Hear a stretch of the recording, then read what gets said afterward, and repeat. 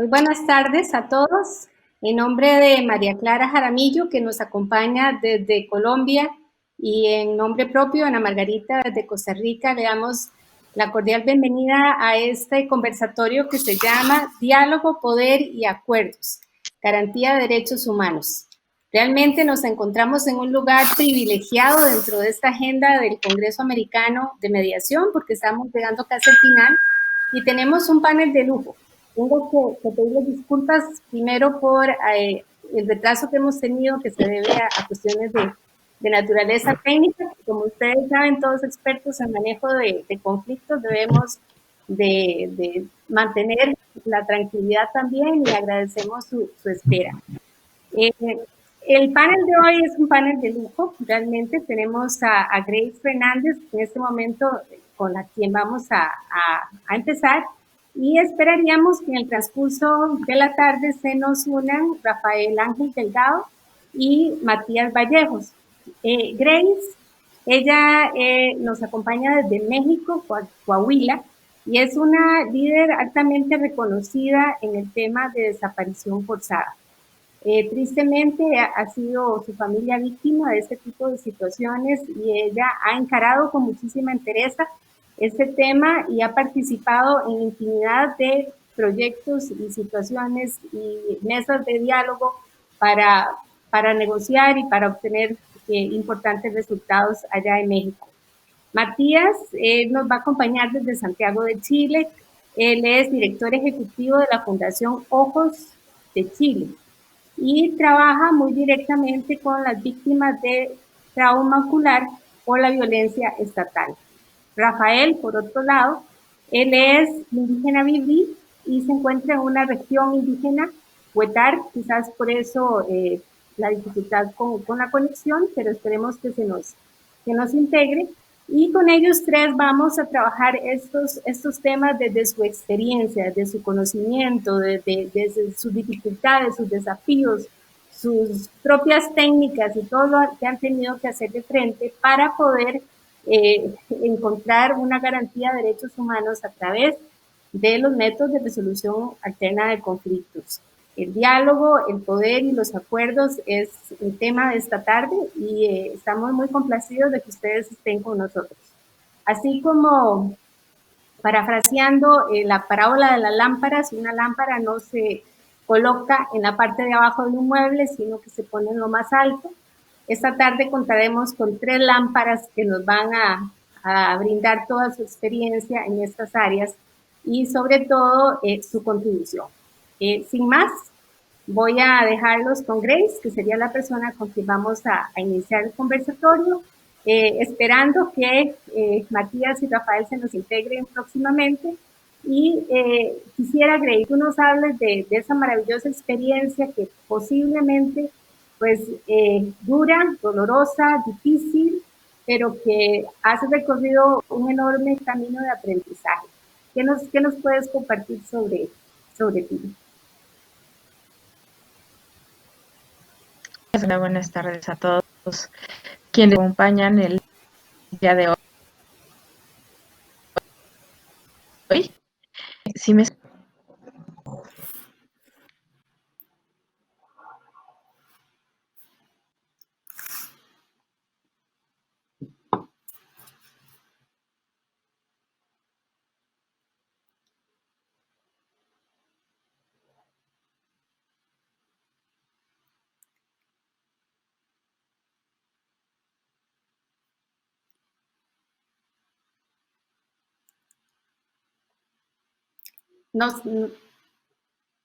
Creo que no se escucha.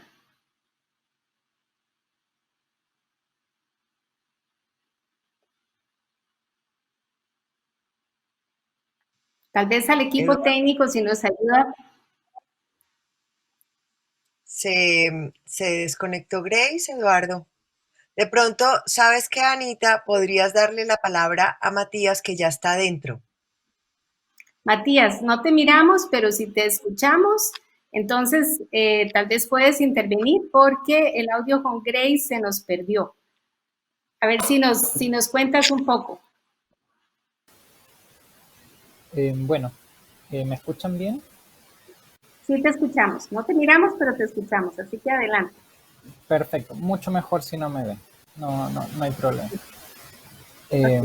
Bueno, primero quisiera agradecer por el espacio, por la invitación a este panel, a este congreso, que me parece que toma un tema muy interesante y urgente que trabajar y elaborar dentro de nuestra región por, por no solamente las características plurinacionales que tienen muchos de nuestros países, sino que también por la contingencia actual de, bueno, de convulsión política social que recorre nuestros países desde ya, me atrevería a decir, por lo menos 2 años.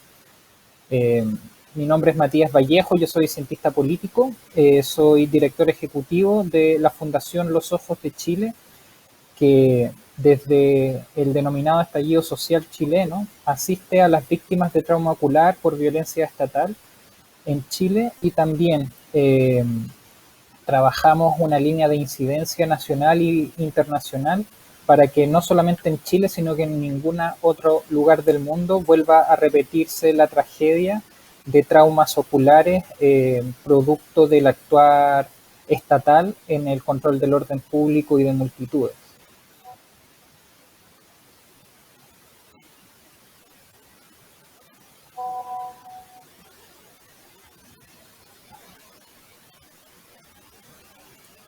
Y bueno, con respecto al tema puntual de mediación, desde el primer instante, con respecto a las víctimas de violencia estatal, nosotros como organización hemos tomado una posición mediadora entre las víctimas de violencia estatal y el Estado.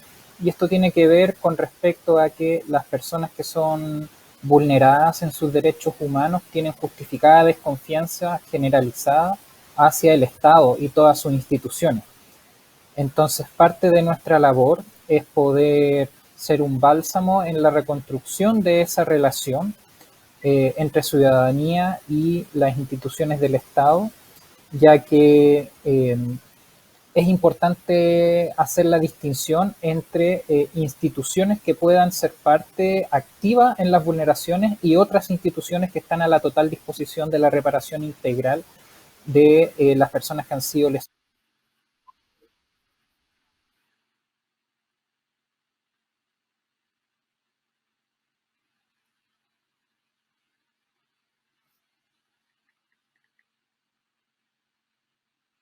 Creo que algo pasó con Matías.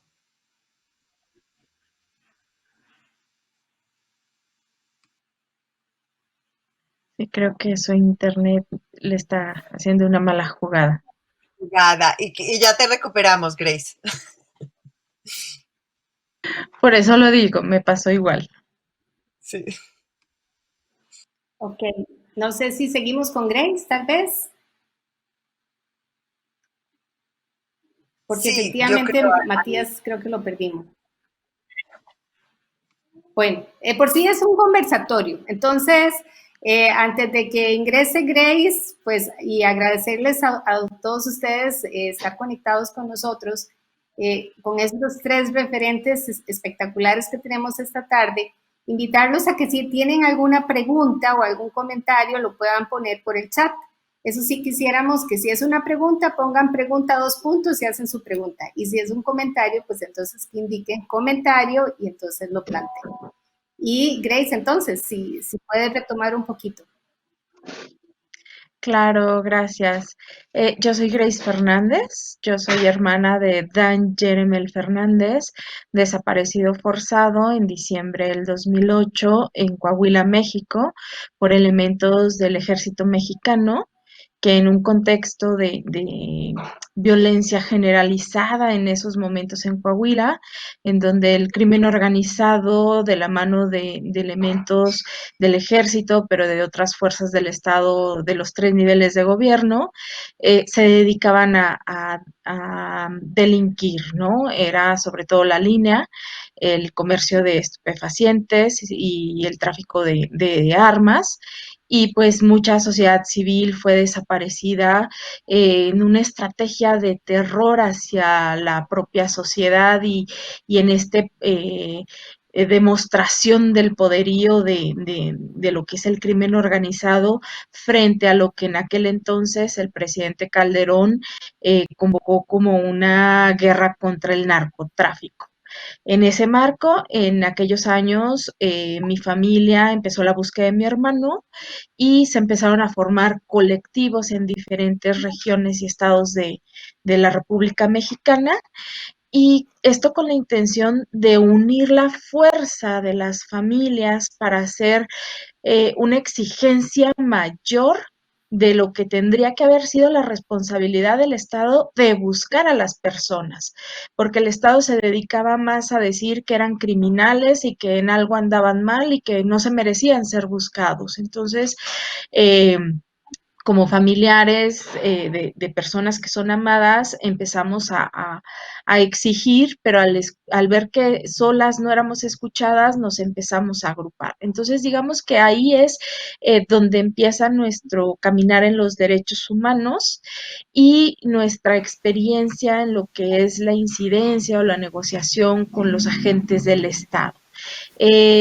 Como decía Matías, ¿no? La desconfianza, como decía, el involucramiento de autoridades con los grupos que desaparecían a las personas, nos hacía ser muy reticentes a querernos reunir con las autoridades por este miedo a sufrir represalias, ¿no?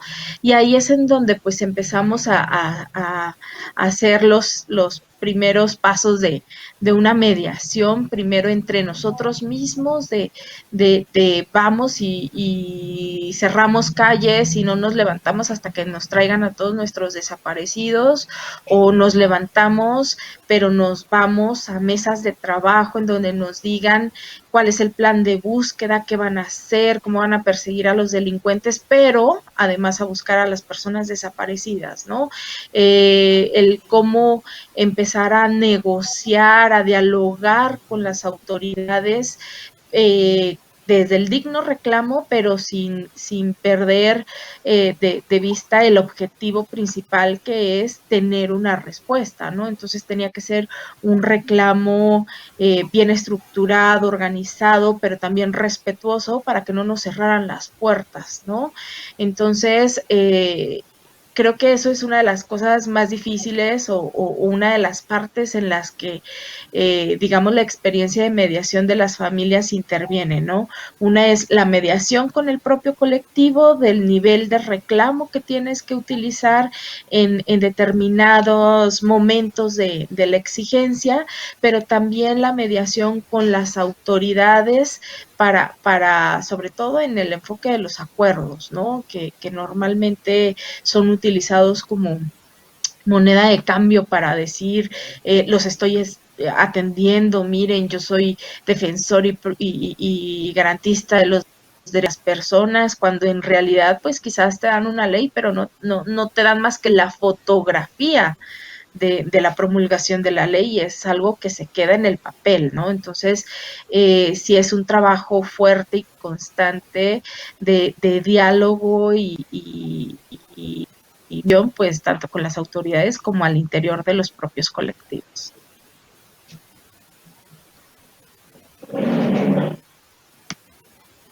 Impresionante tu experiencia. ¿Qué te parece, María Clara?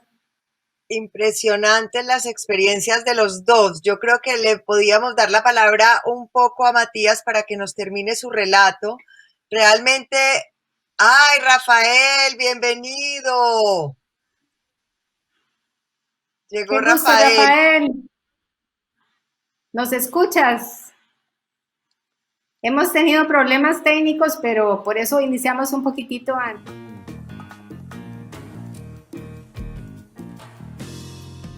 Los senderos de la vida, 5 seres se encuentran. La dulce magia de sonido que a las almas conectan. Culturas que se hacen una, lenguaje que representa. Esta es la... Perfecto. Bueno, como les comentaba, nuestra fundación se dispone a ser una organización eh, dialogante, tanto con las autoridades como con las personas que han sido lesionadas. No buscamos representarles, sino que fomentamos incluso su propia organización, ya que ellos tienen el derecho a, digamos, de la autonomía de tomar sus propias formas de organización, también desarrollar su propia forma de activismo. Lo que nosotros buscamos en primera instancia es que exista por parte del gobierno de Chile el reconocimiento generoso, genuino y honesto de que existen violaciones generalizadas a los derechos humanos en Chile desde el 18 de octubre del 2019 en adelante, y que en base a ese reconocimiento se pueda iniciar un proceso de reparación integral, porque cualquier gesto, cualquier medida en materia de reparación, en cualquier dimensión, si no parte de ese reconocimiento estatal, cualquier medida sería insuficiente e incoherente, ya que no consideraría que al frente tiene personas que han sido vulneradas en su derecho, y también reconocer la participación activa de agentes del Estado en ello. Solo desde allí se puede iniciar efectivamente un proceso de reparación integral que inicie por el reconocimiento y luego existan garantías de cese a las vulneraciones, y que pueda terminar también con garantías de no repetición.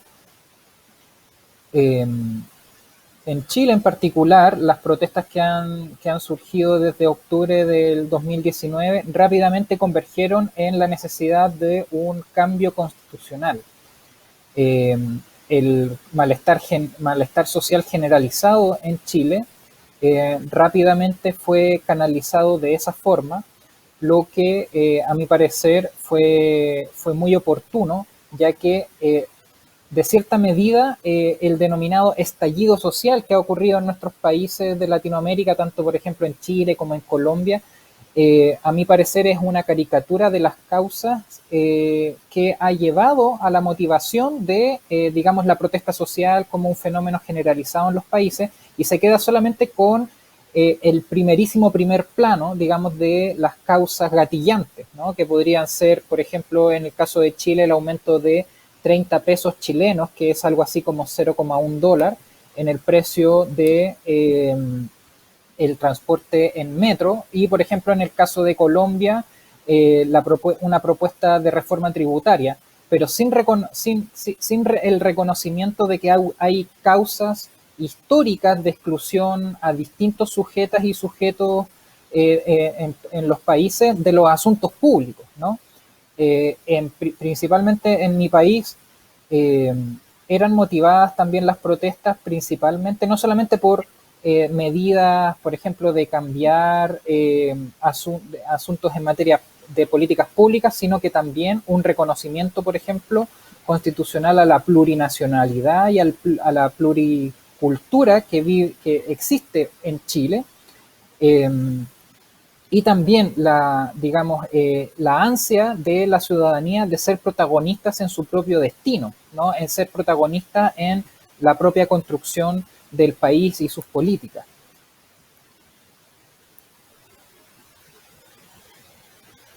Gracias, Matías. Excelente, Matías. Muchas gracias. Bueno, no veo a Rafael, pero no sé si estará conectado.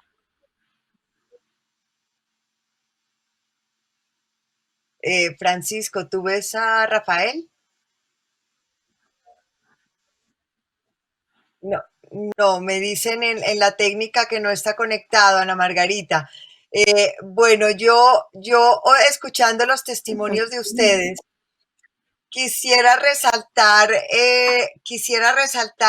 y reflexionaba sobre el título de este panel, Diálogo, Poder y Acuerdos.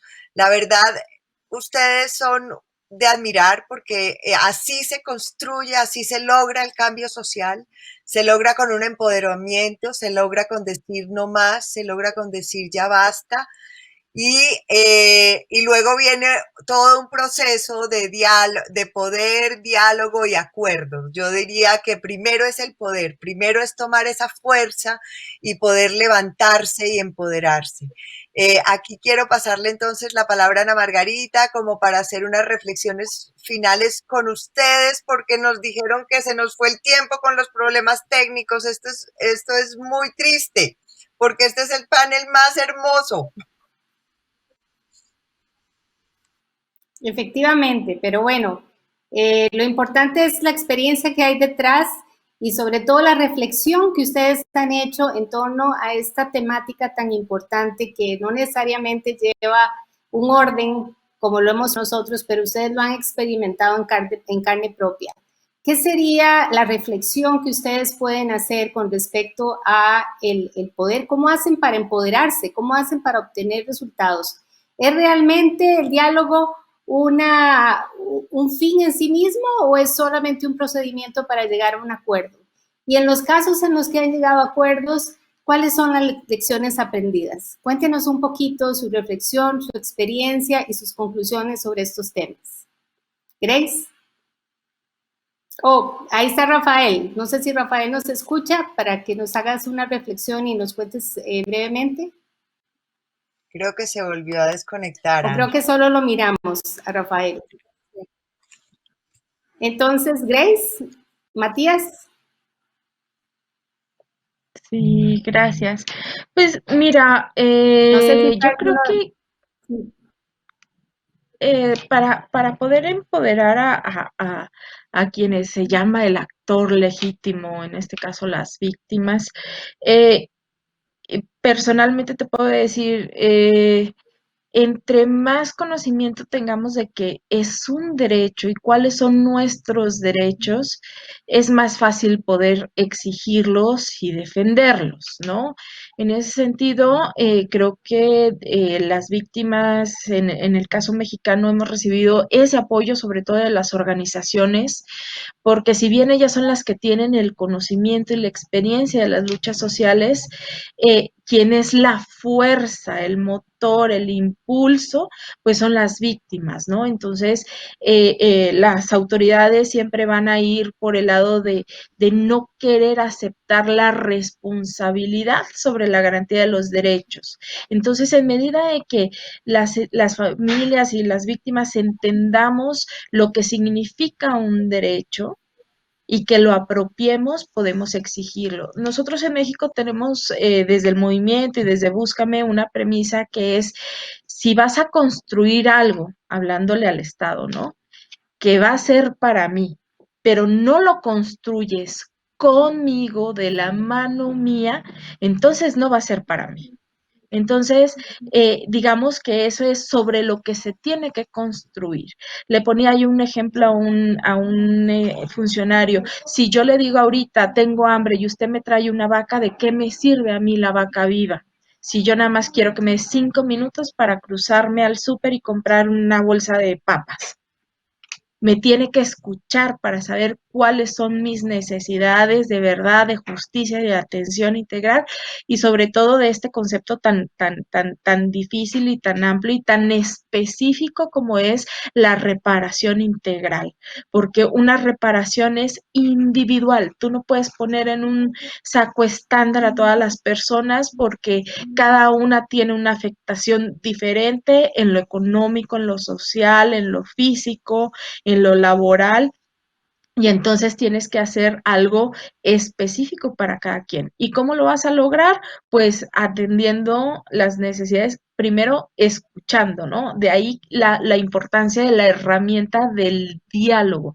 Para mí es una herramienta para llegar a un fin. Y el acuerdo quizás es el medio de transporte para alcanzar más fácilmente ese fin, pero tampoco es como la meta, ¿no? Porque podemos llenarnos de acuerdos y si no tienen el resultado que se busca, que es, en el caso de nosotros, localizar a las personas desaparecidas, pero también atender las necesidades de las familias que sufrieron una afectación en cualquiera de los ámbitos, llámese salud, salud mental, vivienda, alimentación o las propias oportunidades de trabajo que pierdes por tener que hacer esa exigencia de respeto y garantía de tus derechos, ¿no? Entonces, insisto, es una combinación de todo, pero siempre enfocado, creo yo, en fortalecer a quien es el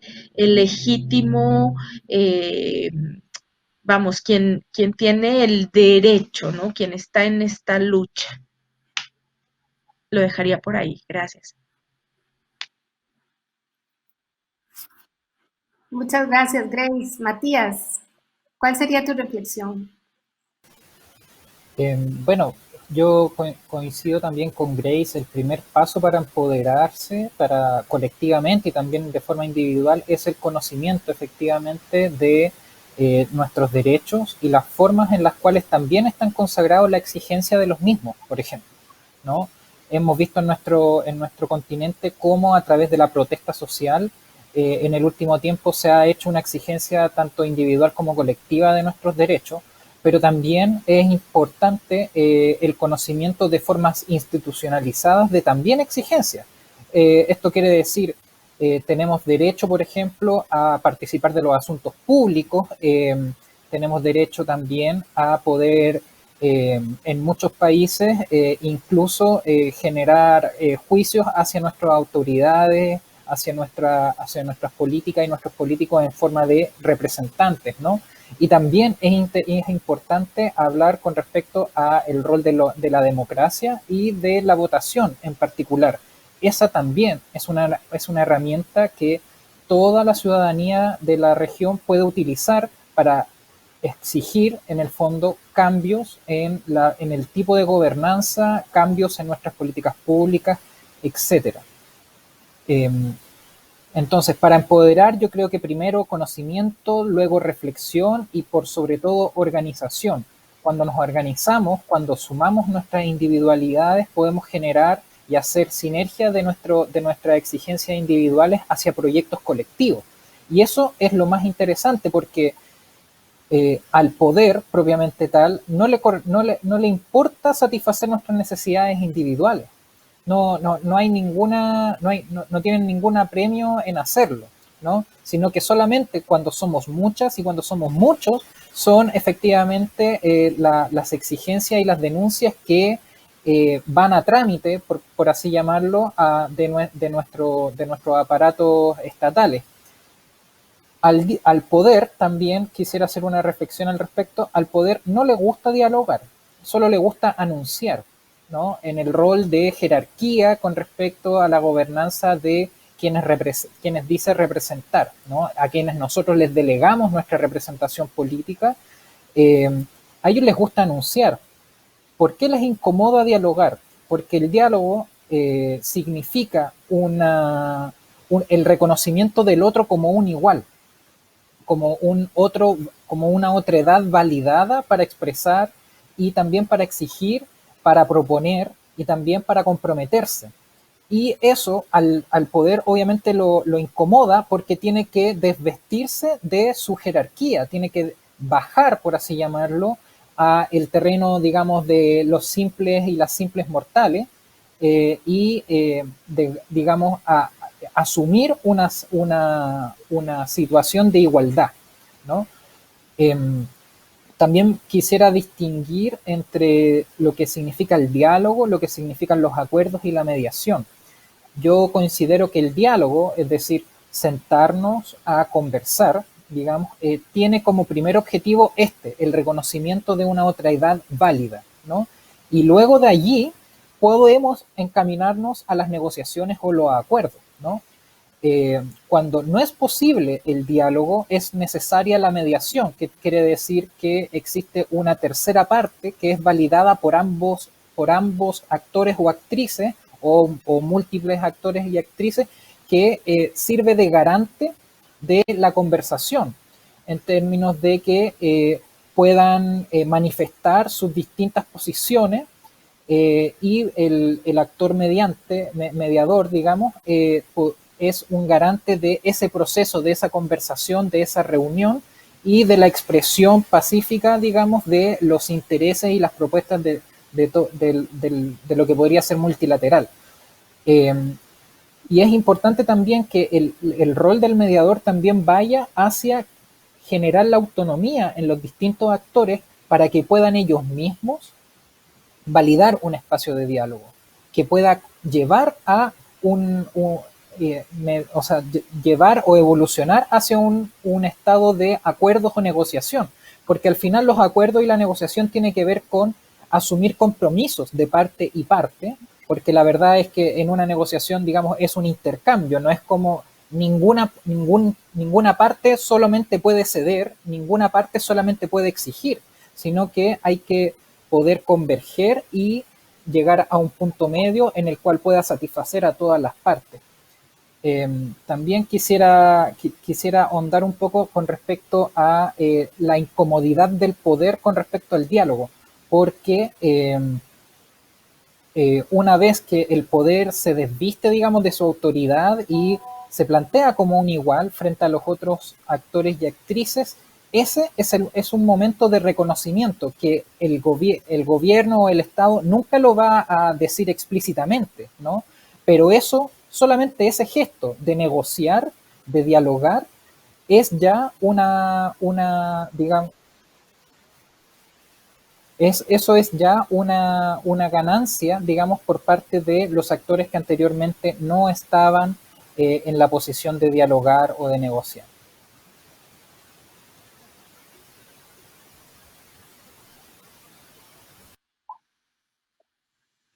Entonces, Bueno, muchísimas gracias. Lamentamos no haber podido contar con Rafael en esta ocasión. bueno, yo quiero realmente hacer un reconocimiento. Me llegaron a lo más profundo de mi corazón. Creo que necesitamos más personas como ustedes que hacen posible este cambio social. Ana Margarita, muchas gracias Matías, muchas gracias Grace, muchas gracias Rafael, no lo pudimos tener por problemas técnicos y por problemas técnicos nos perdimos de que esta conversación pudiera ser mucho más larga. Realmente ustedes nos han puesto a pensar sobre la relación de estos tres componentes tan importantes en la garantía de los derechos humanos, el diálogo, el poder y los acuerdos. Todos tienen un rol fundamental y ustedes lo han jugado de una manera magistral. Todo nuestro reconocimiento y agradecimiento por estar aquí compartiendo unas tan valiosas experiencias. Muchas gracias a todos, Ana Margarita, al Tercer Congreso, a todos. De estar aquí para